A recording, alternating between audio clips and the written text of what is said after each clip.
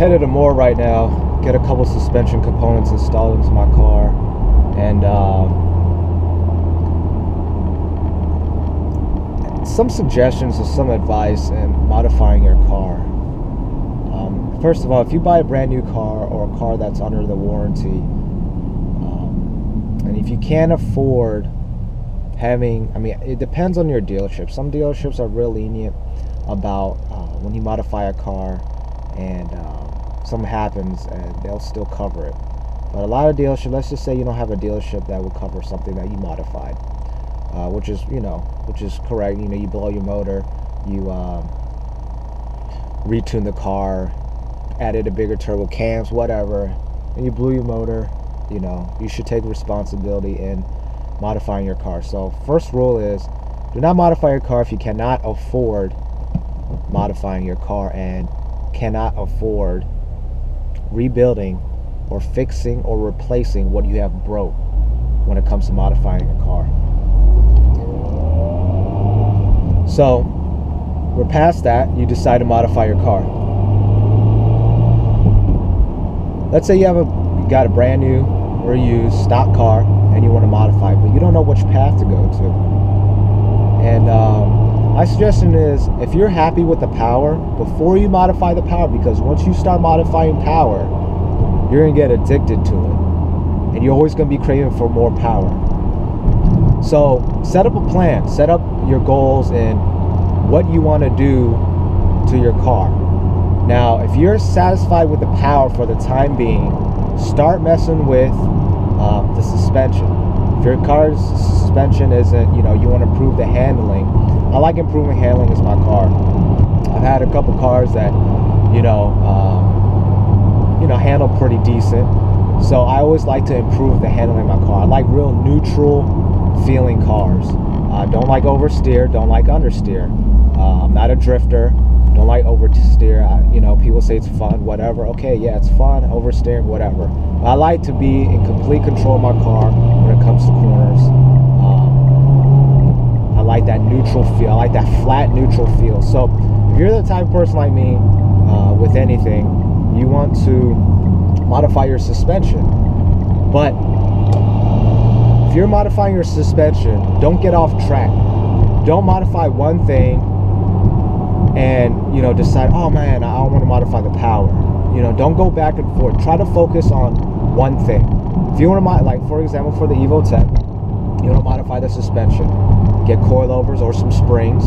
I could suggest GT Works springs. This is the springs I got on my car. And if you have a GSR, get the MR shocks, get them revalved through Bilstein and install and have it revalved to the springs that you to the specs of the springs that you purchased. So if you're gonna go ahead and do that, start modifying, focus on the suspension. Next, you might want to increase the sway bars. Most people feel like on the Evo 10 that the rear sway bars is enough to reduce body roll and increase the handling of the car. So a lot of people go with the rear sway bar with the adjustable end links. So you want to do that, and after that, you might want to get some bushings. Unless it's a track car, race car, you don't want to get solid bushings. It creates rattles in your car, vibration. If you like that handle, if you can handle it, go ahead. More power to you. If not, get with polyurethane bushings. I'm installing my bushings currently. I have some differential bushings and drive shaft bushings that needs to get pressed in. I forget which one needs to get pressed in, but one needs to get pressed in. And yeah, so me personally, I kind of jumped around, which is kind of contradicting this video, but I'm just learning through my mistakes. Is just try to focus on one aspect of the car. Now if you want to go through, I gave this advice to one of my buddies, and he's going through that. He's not going to touch the suspension. He wants to increase the power first and then go with the suspension.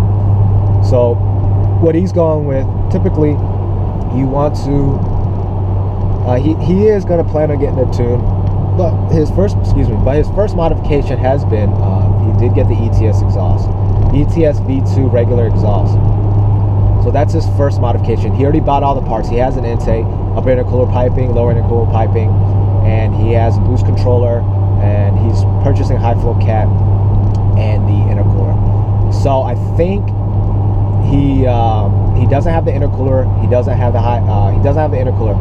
So he's going to install the upper intercooler piping intake, electrical boost controller, and high flow cap, along with his attach it with his V2 exhaust and get a retune. With that, he should be good with his power. So he said that's what he's going to do for a while, because with the lower intercooler pipe and intercooler, you're going to have to take off the bumper. So he doesn't want to touch that right now. So he's going to do that, and I think later down the road he's going to get the increase in suspension.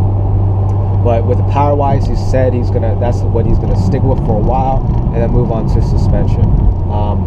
I doubt it. I think he's just gonna get the intercooler and lower intercooler pipe and install it, and because he's already thinking about getting cams and upgrading the turbo. His goal is 400 wheel horsepower, 450 wheel, high 11s if possible on an Evo 10 in the quarter mile. So like I said, guys, if you want to modify your car, try to focus on one aspect and don't try to hop around. You know, just try to get the best of what you're trying to do. If you're trying to go for power, focus on that. If you're trying to go for suspension, focus on that.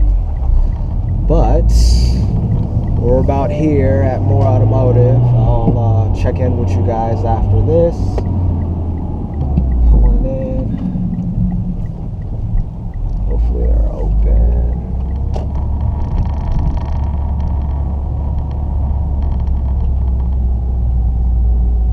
Got a black Evo. Got a silver Evo with the AMS intake or intercooler. Got a roll cage in it too. But anyways, guys, here at More. Catch you guys later. Peace out.